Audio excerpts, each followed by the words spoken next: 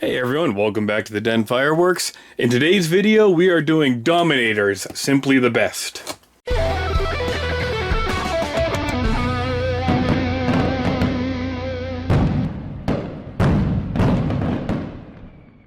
These are 5-inch canister shells. They used to be sold underneath the name the G.O.A.T, is what I read online when I got these from American Wholesale. And they sounded really nice. They say that they regularly competes and wins first place at international firework events worldwide. They say that for all of Dominator though. They're not saying it's just for these shells. So let's get these fused up, send them up into the air, and see if they really are simply the best or not. We do have 24 unique effects on the side. So I'm going to get these opened up, get a closer look at the shell and the fiberglass tube, and we'll get them loaded up. So we got the 24 shells out of the box. As I drop everything, got a nice fiberglass mortar, simply the best, 5-inch shells on them.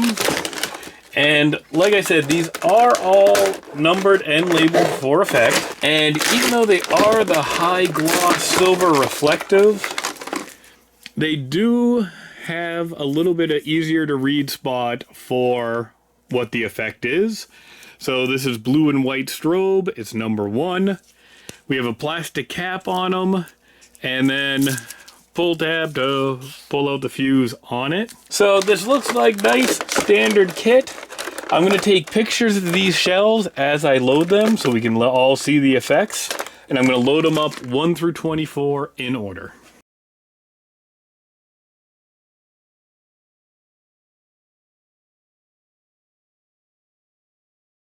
Alright, here are the Simply the Best fused up.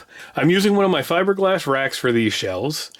This is going to be the 3rd time I have fired out of these mortars, and I'm keeping an eye on them. I keep checking the concrete on them, making sure the fiberglass itself hasn't shown any sign of stress.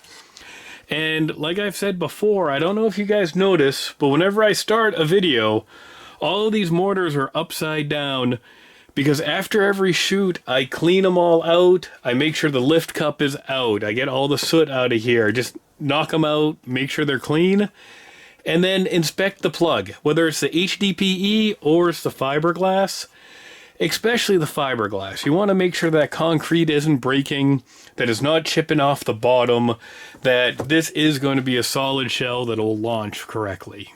So for fusing these, I once more went with the 2-second a foot safety fuse, and I've got them all trimmed up. We have the zip ties on them, except the one I just took off as I did that. Like I said, I don't put the zip ties on all that tight because I don't want to, have it choke out the fuse and not let that black powder in the fuse catch. So I do leave them a little loose. And sometimes if you knock it, that one was a little extra loose. So we'll just snap on a new one, take off this little one, and then I'm going to get this taped up and let's see how all the effects look on this.